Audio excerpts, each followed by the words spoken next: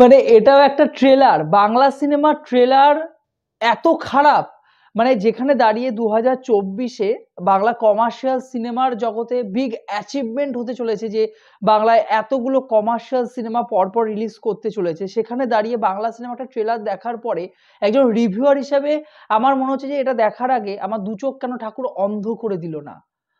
মানে আমি আমি কেন অন্ধাধুনের সেই আয়ুষ্মান খুরানা হয়ে গেলাম না, মানে যে দেখতে পায় বাস্তবিক অর্থে কিন্তু না দেখে থাকার ভান করে আর কি। যাই হোক না কেন, মেন্টাল সিনেমাটা কিন্তু রিলিজ করা হবে। যাই হোক না কেন ওইসব বাদ দিন। মেন্টাল সিনেমায় 3টে এ, মানে 3টে কেন ভাই, ট্রিপল এ কেন, মানে পুরোপুরি মানে এটা ট্রেলারটা দেখার পর লোকজন পুরোপুরি পাগল হয়ে যাবে, তাই জন্য 3টে এ। মানে আমি জানি না যে মেন্টাল বানানে কোথায় ট্রিপল এ থাকে আর কি। তো যাই হোক না কেন, তো মেন্টাল সিনেমার কিন্তু ট্রেলার রিলিজ করা হয়েছে, এবং ট্রেলার রিলিজ করার পর থেকেই এই ট্রেলারটা নিয়ে সোশ্যাল মিডিয়ায় একটা চরম উত্তেজনা শুরু হয়েছে।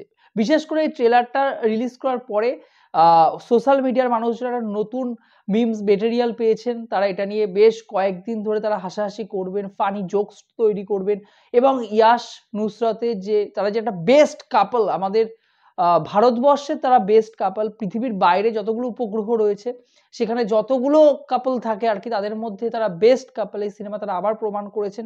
এবং বাবা যাদব, আচ্ছা আমার মনে হয় বাবা যাদব কিন্তু টম ক্রুজের কোনো একটা সিনেমায়, তার হয়তো যেহেতু ফাইটিং সিনেমায় টম ক্রুজ খুব ভালো আমার মনে হয়, ঠিক আছে, তো টম ক্রুজের কোনো একটা সিনেমায় বা মার্ভেলের পরের যে পার্টগুলো আসবে কংয়ের সাথে, সেখানে আমার মনে হয় যে বাবা যাদবের ডিরেক্ট করা উচিত, কারণ তিনি এত দারুণ এক্সিকিউশন করতে পারেন সিনেমার মধ্যে, এবং তিনি এত সুন্দরভাবে সাউথের সিনেমা থেকে কিছু দৃশ্য, আমাদের বাংলার পুরনো সিনেমা, জিতের কোনো পুরনো সিনেমার থেকে কিছু দৃশ্য, বলা যেতে পারে যে টোটাল এত বছর ধরে আমাদের ইন্ডাস্ট্রি যত সিনেমা হচ্ছে সেই সমস্ত ইন্ডাস্ট্রির সিনেমাগুলোকে মিলিয়ে মিশিয়ে তিনি এত সুন্দরভাবে গোটা একটা সিনেমা তৈরি করে ফেলেছেন। এবং সব থেকে বড় ক্রেডিট তো ইয়াশকে, কারণ কোনো প্রোডাকশন হাউস তাকে সিনেমা দিচ্ছিল না, কোনো প্রোডাকশন হাউস তাকে বাজেট দেয়নি আর কি সিনেমাটা তৈরি করার জন্য। তিনি ভাবলেন যে আমি নিজে একটা প্রোডাকশন হাউস খুলবো, প্রোডাকশন হাউস খুলে সেখান থেকে আমি নিজে একটা সিনেমা তৈরি করব, ঠিক আছে। এবং কতভাবে, মানে কত রকম জালি মাল দেখুন। এই যে ট্রেলারটা, আমি জানি না এই ট্রেলারটা কিন্তু আমি দেখতে পাচ্ছিলাম না, এটা মনে হয় সকালে দুপুরের দিকে রিলিজ করা হয়েছিল মেবি, তারপর কোনো কারণে ট্রেলারটা ডিলিট করে দেয় আর কি, ডিলিট হয়ে যায় কোনো কারণে। আর তাদের ইউটিউব চ্যানেল যে কোনটা অফিসিয়াল চ্যানেল, ওয়াইডি ফিল্মস বলে যে কোন চ্যানেলটা তাদের অফিসিয়াল চ্যানেল সেটাও আমি জানি না। তো সেখানে গিয়ে দেখলাম তারা আবার ট্রেলার রিলিজ করেছে কয়েক ঘন্টা আগে, তো সেই ট্রেলারটাই কিন্তু আমি রিয়াকশন করব।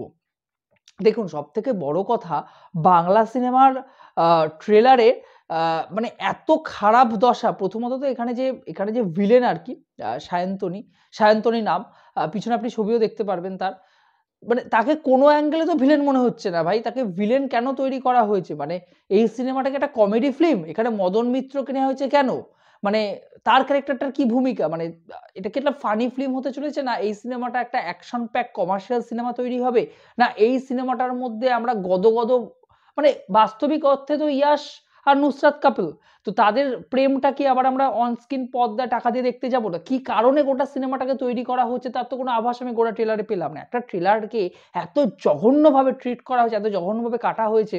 গল্প শুরু হচ্ছে কিভাবে না, রঘুনাথপুরে সেখানে দিদিমণির কথা চলে, দিদিমণির কাজবাজ চলে আর কি, সেখানে ড্রাগ সাপ্লাই হয়, মেয়েদেরকে তারা বিভিন্নভাবে পাচার করে দেয় বাইরের দেশে আর কি।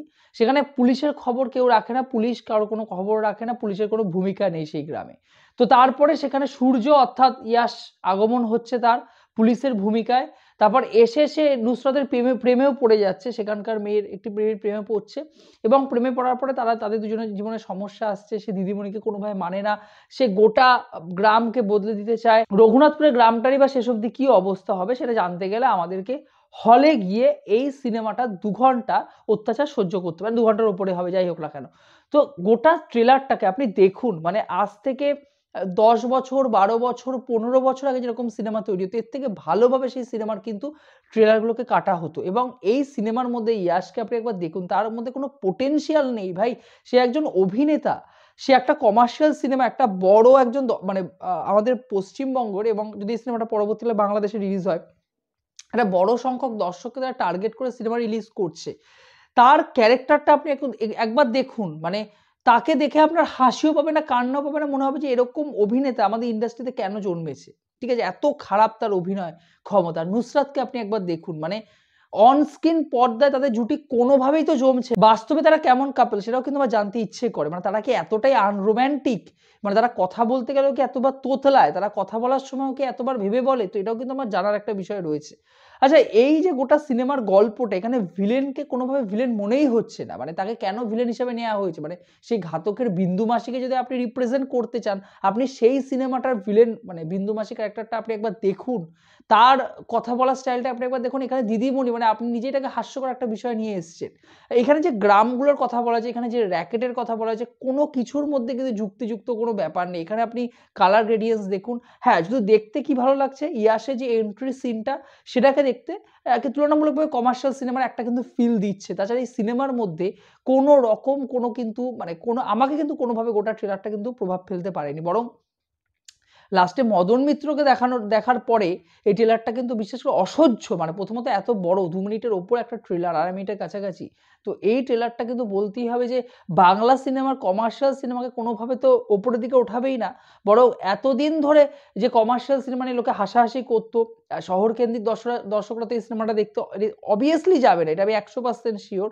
এবং যেটুকু মাস কমার্শিয়াল অডিয়েন্স এই সিনেমাটা দেখার কথা ভাববেন, তারাও ট্রেলারটা দেখার পরে আমার মনে হয় না এই সিনেমাটা দেখতে যাবেন হলে আরকি। এবং এই সিনেমাটা যদি কেউ দেখতে যায়, মানে সে মেন্টাল হয়েই পুরোপুরি হল থেকে বেরোবে আরকি। তাকে একবারে হল থেকে বেরিয়ে তাকে পাগলা গারদে যেতে হবে, এরকম ব্যাপারটা আরকি। তো আপনারা জানাবেন আপনাদের মেন্টালের ট্রেলার কেমন লেগেছে? আর এই সিনেমাটা নিয়ে আপনাদের কিরকম এক্সপেকটেশন সেটা আমার কমেন্ট বক্সে জানিয়ে যাবেন। ভিডিওটি ভালো লেগে থাকলে চ্যানেলে যোগ দিয়ে থাকলে চ্যানেলটাকে অবশ্যই সাবস্ক্রাইব করে দিয়ে যাবেন বন্ধুরা। জয় হিন্দ।